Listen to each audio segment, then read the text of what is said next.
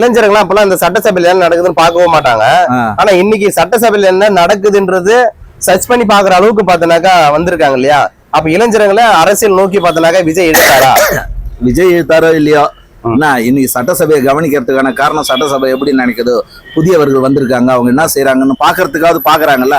இது ஒரு பெரிய விஷயம் தானே, இது ஒரு பெரிய விஷயம் தானே. அப்ப விஜய் வந்து இளைஞர்களை இழுத்து சட்டசபையில அரசியல் களத்தை ஈர்த்திருக்காருன்றது மீண்டும் மீண்டும் விஜய் அரசியல் களத்துக்கு இருக்கல. அரசியல் களத்தை விட அவர் சினிமாவினுடைய கவர்ச்சியால எழுத்தாரு. ஆனா அது அரசியல் களமா மாற்றுவது விஜய் கையில தான் இருக்குது. இப்ப அரசியல் களமா மாறிச்சு இல்ல? இல்ல அரசியல் களமா மாறி இருக்குது, அதை சரியா பயன்படுத்தணும்ல. சரியா பயன்படுத்திட்டு இருக்காரா விஜய் அவர்கள்? இல்ல அப்படி சொல்ல முடியாது. நிறைய பேர் வந்து விஜயகாந்தை கைவிட்டாலும் தளபதி வந்து இது வரைக்கும் சிஎம் ஆக்குறதுக்கு ஒரு தகுதி நாங்க மக்கள் தேர்ந்தெடுத்திருக்காங்க. இத பத்தி என்ன நினைச்சிருக்கீங்க? இல்ல மக்கள் எப்பயுமே மாற்றத்தை விரும்பி இருக்காங்க.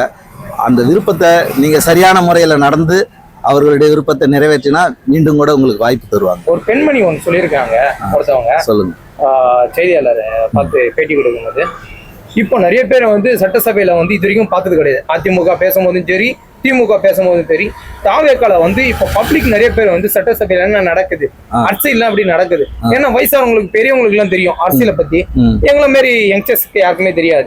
இப்போ யங்ஸ்டர்ஸ் பசங்களையும் வந்து விரும்பி பாக்குற அளவுக்கு கொண்டு வந்திருக்காங்கன்னா செய்தியை பாக்குறதுக்கு, நாட்டு நிலவரம் எப்படி நடக்குது, அதை பத்தி என்ன நினைக்கிறீங்க? நானும் முதல்ல சொன்னேன், புதியவர்கள் வந்திருக்காங்க, எப்படி நடக்கிறாங்கன்றத இளைஞர்கள் கவனிக்க ஆரம்பிச்ச இளைஞர்கள் அரசியல் படுத்தினா நல்லது. ஏன்னா அவர்கள் அரசியல் படுத்தப்பட்டால்தான் அவர்கள் தான் அந்த சமூகத்தை வந்து அடுத்த தலைமுறைக்கு கட்டமைக்கிறவங்க. அதனால பாக்குறது நல்லதுதான்றேன், பார்க்கணும்ன்றேன். சிங்கப்பெண் படைன்னு ஒண்ணு ஆரம்பிச்சிருக்காங்கல்ல, நிறைய பேர் வந்து ட்ரோல் பண்ண ஆரம்பிச்சிட்டாங்க. அதை அதனுடைய கருத்து என்னன்னா உங்களுக்கு? இல்ல ஆரம்பிச்சிருக்காங்க, அது அரசினுடைய திட்டம். அரசு ஆரம்பிச்சிருக்குது, அதனுடைய பலன் எதிர்காலத்துல தான் தெரியும். ஏன்னா நம்ம உடனடியாக சொல்ல முடியாது அதுல என்ன நடக்குதுன்னு. ஏன்னா ஆல்ரெடி இங்க தமிழ்நாட்டில் அப்படி சட்டம் ஒழுங்கெல்லாம் கெட்டு இல்லை. எல்லா அரசு ஆட்சி காலத்திலையும் யார் ஆண்டாலும் சரி இது போல சின்ன சின்ன விஷயங்கள் நடக்க தான் செய்யும். அது அதிகமாகாம இருக்கிறதுக்கு இவங்க காப்பாற்றிக்கணும். அரசு வந்து அந்த சிங்கப்பெண் படையை சரியான முறையில் பயன்படுத்தி சமூகத்தின் நல்லிணக்கத்தை ஏற்படுத்தணும். போதை தடுப்புலாம் தடுப்புலாம் எப்படிலாம் இருக்கு? பரவாயில்லன்ற கொஞ்சம் இந்த ஆட்சியில பரவாயில்ல. போன ஆட்சியில பாத்தீங்கன்னாக்கா பர்சன்டேஜ் வந்து மக்கள் பாத்தீங்கன்னா 30% போட்டிருந்தாங்க. இந்த ஆட்சியில பாத்தீங்கன்னாக்கா 80% வரைக்கும் பாத்தீங்கன்னாக்கா போட்டிருக்காங்க இல்லையா? அது உங்க கருத்து என்ன போட்டிருக்காங்க? பர்சன்டேஜ் நல்லா இருக்குது. ஆமா நல்லா இருக்கு. போதைப் பொருட்கள் எல்லாமே பாத்தீங்கன்னா ஒழிக்கிறதுக்கு முயற்சிகள் எடுத்துட்டு இருக்காங்க. நானும் அதான் சொல்றேன். இன்னத்துக்கு முன்ன அதான் சொன்னேன், பரவாயில்லன்னு தானே சொன்னேன். நான் பர்சன்டேஜ் தர முடியாது என்னால, பரவாயில்லன்ற. இல்ல எதனால அந்த நடவடிக்கை எல்லாம் வந்திருக்கு, எப்படி அந்த நடவடிக்கை எப்படி பார்த்த அவங்க அது அவங்க இதுவே அதானே தேர்தல் அறிக்கையில அதானே சொன்னாங்க, நாங்க இதெல்லாம் இது பண்ணுவோம் அது பண்ணுவோம்.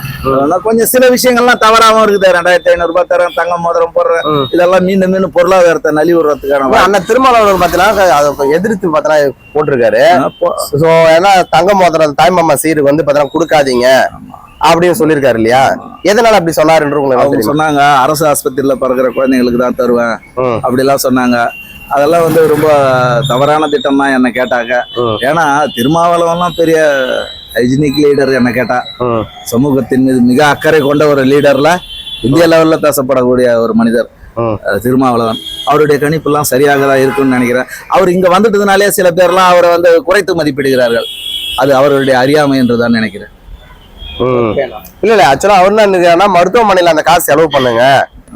இல்ல இந்த கருத்துல நான் உடம்புட மாட்டேன். ஏன்னா தமிழ்நாடு வந்து 1976 அந்த ஆண்டவே அந்த குழந்தை பிறப்பு விகிதத்துல நாம ரொம்ப பின்னோக்கி போயிட்டோம். இன்று ஒருத்தருக்கு ஒரு குடும்பத்துக்கு 2 பேருன்றத ஒருத்தரா கூட ஆயிட்டு இருக்கிறாங்க. அதனால மீண்டும் அது போல 10 குழந்தை பெத்துக்கோ 8 குழந்தை பெத்துக்கெல்லாம் போக மாட்டாங்க. ஒரு கிராம் மாறதுக்காக பார்த்தீங்கன்னாக்கா சொன்னவர் சரியா புரிதல் இல்லாம தான் சொல்லியிருக்காருன்னு சொன்னவர். அதுவும் மிகப்பெரிய ஜாம்பவான். ஓகேண்ணா, இப்போ காஞ்சிபுரத்துல ரீசெண்டா ஒரு கசைவு ஏற்பட்டது. நிறைய பேர் மாணவர்கள் 12 பேர் இறந்துருக்காங்க அப்படின்னு சொல்லிட்டு ஒரு பெரிய கம்பெனி திருவள்ளூர் மாவட்டத்துல.